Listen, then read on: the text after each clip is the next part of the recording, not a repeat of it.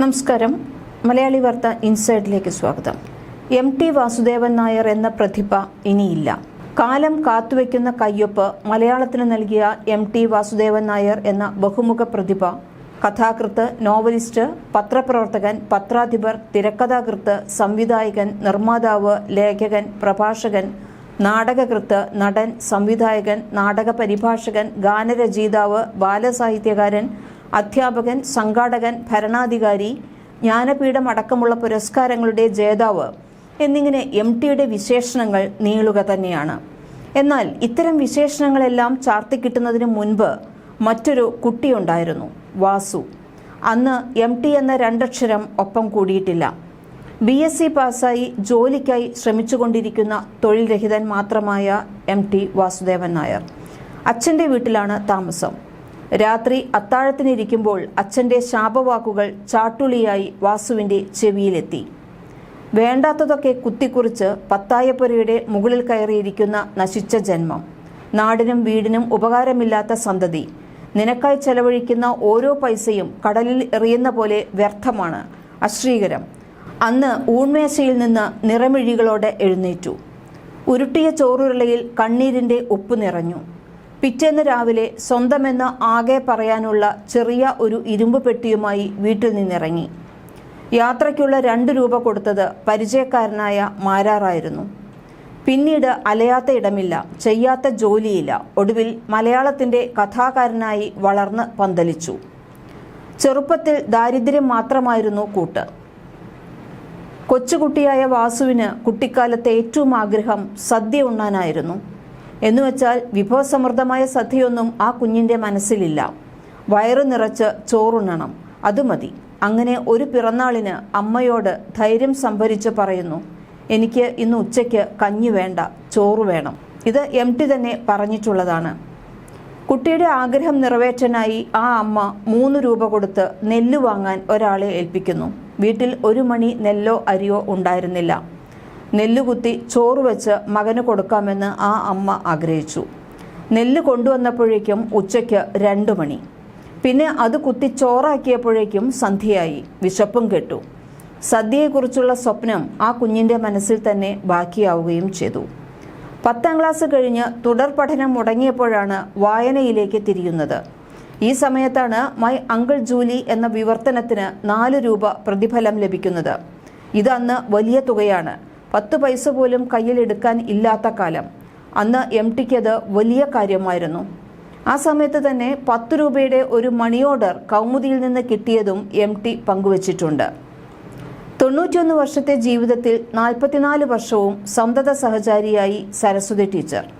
32ാമത്തെ വയസ്സിൽ ആദ്യ വിവാഹം കഴിച്ച ടി 11 വർഷത്തിന് ശേഷം വേർപിരിഞ്ഞു.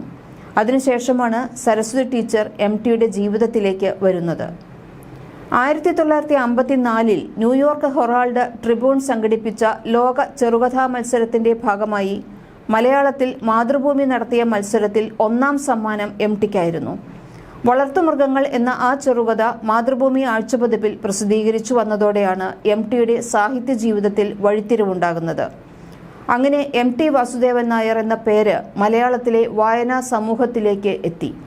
അക്കാലത്തു തന്നെ മാതൃഭൂമി ആഴ്ചപതിപ്പിൽ ഗണ്ടച്ച പ്രസിദ്ധീകരിച്ച പാതിരാവും പകൽ വെളിച്ചവും എന്ന ആദ്യ നോവലിൽ തുടങ്ങി ടിയുടെ തൂലികയിൽ നിന്ന് ഉതിർന്നു വീണതെല്ലാം മാണിക്യങ്ങളായി മാറി. 1958 പുസ്തക രൂപത്തിൽ പുറത്തിറങ്ങിയ ആദ്യ നോവലായ 4 കെട്ടിന് 1959 കേരള സാഹിത്യ അക്കാദമി അവാർഡ് കിട്ടി. പിന്നീട് 1969 കേന്ദ്ര സാഹിത്യ അക്കാദമി അവാർഡ് നേടിയ കാലം, 1984 വയലാർ അവാർഡ് നേടിയ 2ാം ഊഴം, 1960 NP മുഹമ്മദ് ചേർന്ന് എഴുതിയ അറബിപ്പൊന്ന്, 1962 അസുരവിത്ത്, 1964 മഞ്ഞ്, 78 വിലാപയാത്ര, 2002 വാരണാസി എന്നീ നോവലുകൾ.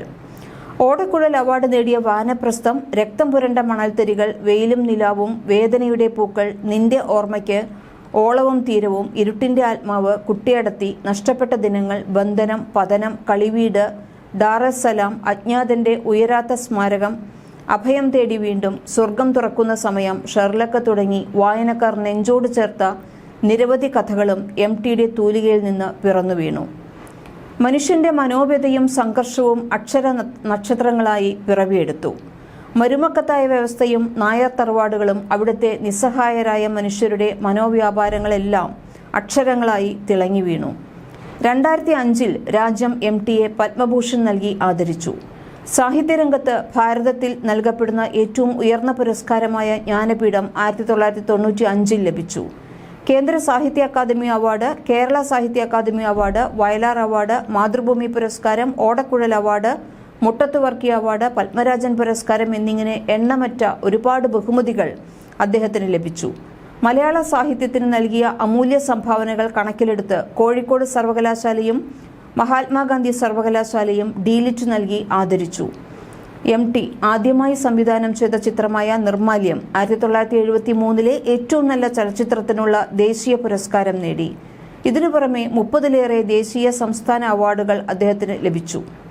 സ്വന്തം കൃതിയായ മുറപ്പെണ്ണിന് തിരക്കഥയെഴുതി ചലച്ചിത്ര ലോകത്ത് പ്രവേശിച്ച MT തിരക്കഥാകൃത്ത്, സംവിധായകൻ എന്നിങ്ങനെ മലയാള ചലച്ചിത്ര ചരിത്രത്തിലെ നാഴികക്കല്ലായി മാറിയ 50-ലേറെ ചലച്ചിത്രങ്ങളുടെ പിന്നണിയിൽ സജീവമായി.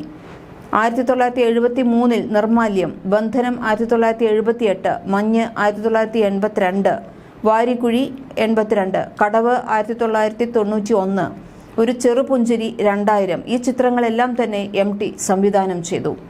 1933 ജൂലൈ 15 പൊന്നാനി താലൂക്കിലെ കൂടല്ലൂരിലായിരുന്നു MTയുടെ ജനനം. പുന്നിയൂർക്കുളം T. നാരായണൻ നായരും അമ്മാളു അമ്മയുമാണ് മാതാപിതാക്കൾ. 4 ആൺമക്കളിൽ ഇളയ മകൻ. Malamakkavu elementary school, Kumaranellur high school എന്നിവിടങ്ങളിലെ പ്രാഥമിക വിദ്യാഭ്യാസത്തിനു ശേഷം പാലക്കാട് വിക്ടോറിയ കോളേജിൽ നിന്ന് 1953 രസതന്ത്രത്തിൽ ബിരുദം നേടി. കുറച്ചുകാലം അധ്യാപകൻ. തുടർന്ന് 1956 മാതൃഭൂമിയിൽ സബ് എഡിറ്ററായി ദീർഘകാലം ഔദ്യോഗിക സേവനത്തിന് തുടക്കം കുറിച്ചു. സ്കൂൾ കാലം മുതൽ എഴുത്തിൽ തൽപരനായിരുന്നു MT. ആദ്യ കഥ വിക്ടോറിയ പഠനകാലത്ത് പ്രസിദ്ധീകരിച്ച രക്തം പുരണ്ട മൺതരികളാണ്. 1953 ന്യൂയോർക്ക് ഹെറാൾഡ് ട്രിബ്യൂണൽ സംഘടിപ്പിച്ച ലോക ചെറുകഥാ മത്സരത്തിന്റെ ഭാഗമായി കേരളത്തിൽ മാതൃഭൂമി നടത്തിയ കഥാമത്സരത്തിൽ വളർത്തുമൃഗങ്ങൾ എന്ന കഥ 1ാം സ്ഥാനം നേടിയതോടെ എഴുത്തുകാരൻ എന്ന നിലയിൽ ശ്രദ്ധിക്കപ്പെടുന്നു. ഇക്കാലത്ത് പാതിരാവും പകൽ വെളിച്ചവും എന്ന ആദ്യ നോവൽ മാതൃഭൂമി ആഴ്ചപ്പതിപ്പിലൂടെ ഖണ്ഡശ്ശിയായി പുറത്തുവരുന്നത്. വരാതിരിക്കില്ല എന്ന ഒറ്റ വാക്കിലൂടെ പ്രതീക്ഷയുടെ ഒരു പ്രപഞ്ചത്തെ ചിമിഴിലൊതുക്കിയ കാലത്തിന്റെ സർഗപ്രഭാവന് വിട. മലയാളി വാർത്ത ഇൻസൈഡ്.